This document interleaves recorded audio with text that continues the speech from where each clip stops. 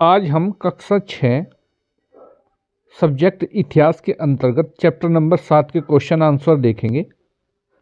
हमारा पहला क्वेश्चन है, प्रश्न नंबर 1, निम्नलिखित प्रश्नों के उत्तर लिखिए।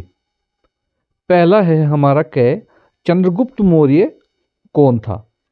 इसका उत्तर लिखेंगे हम, चंद्रगुप्त मौर्य मगध का सम्राट और मौर्य साम्राज्य का संस्थापक था।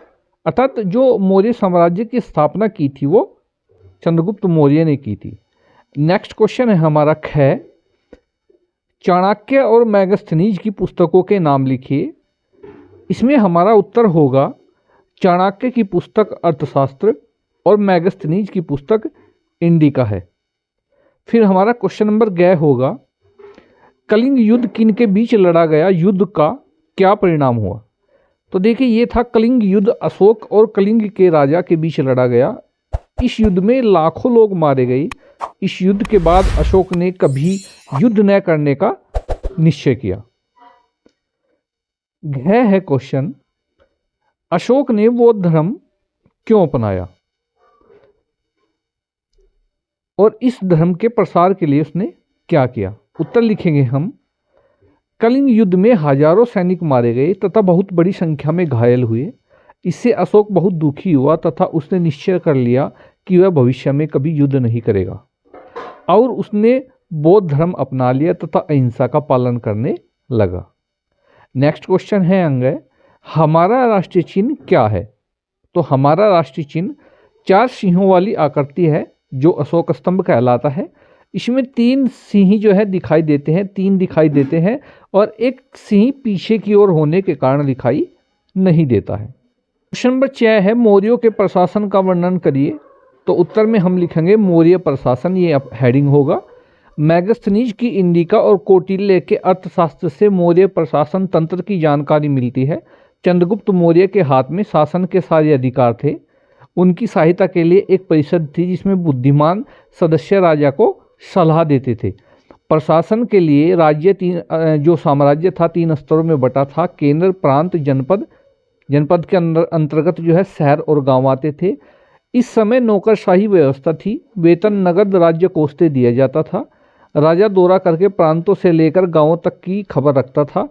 गुप्तचर पूरे साम्राज्य की सूचना राजा को देते थे।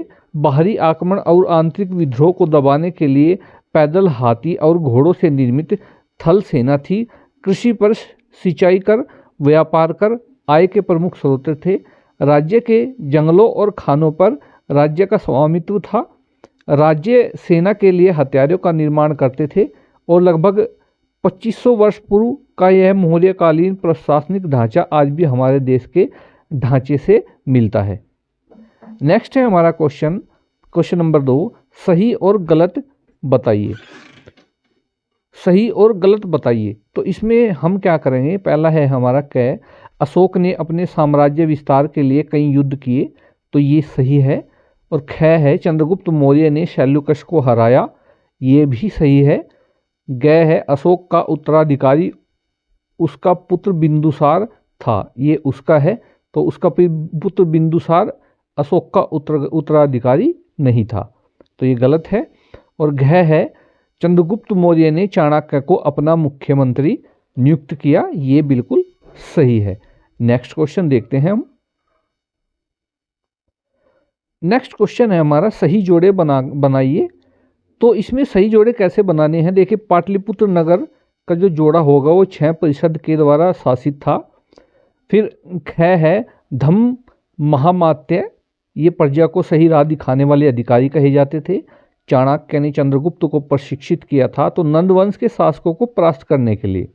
और है अशोक ने अपने पुत्र पुत्री को श्रीलंका भेजा था, तो ये बौद्ध धर्म के प्रसार के लिए। ये इस प्रकार के जोड़े आप बनाएंगे और इस प्रकार लिख देंगे। नेक्स्ट क्वेश्चन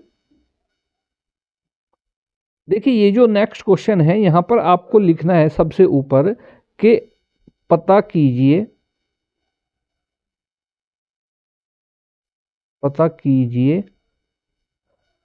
और लिखिए। इस प्रकार आप एक हेडिंग लिख लेंगे और फिर उसके बाद पहला क्वेश्चन लिखेंगे, अशोक की लाट पर बने 4 सिंहों का प्रयोग कहाँ कहाँ किया गया है?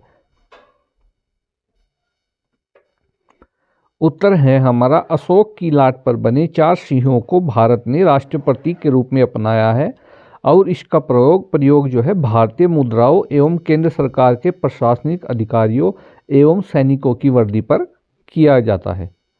फिर इसमें आपका क्वेश्चन नंबर 2 होगा, नीचे दिए गए क्रियाकलापों से किसे आप सही एवं किसे गलत मानते हैं? अपना उत्तर सही एवं गलत का निशान लगाकर स्पष्ट कीजिए। तो इसमें इस प्रकार आपको दिया गया है, ये आपकी सारणी है जो आपको बनानी है। इसमें क्रियाकलाप है दूसरों के लिए गलत बातें करना, तो ये गलत है क्योंकि नहीं करनी चाहिए। दूसरों के साथ समानता का व्यवहार, ये सही है हमारा। प्रेम पूर्वक बोलना, ये भी सही है। लड़कियों को समान अधिकार देना, ये भी सही है। आपस में मारपीट करना, ये गलत है। प्राणियों एवं जीव जंतुओं की सुरक्षा, ये सही है। बाल मजदूरी को रोकना, ये भी सही है। और वृक्षारोपण को प्रोत्साहित करना, ये भी सही है। तो ये थे आज हमारे चैप्टर के क्वेश्चन आंसर। अगली वीडियो में अगले किसी सब्जेक्ट के चैप्टर के क्वेश्चन आंसर लेकर के फिर से हाजिर होऊंगा। तब तक के लिए धन्यवाद।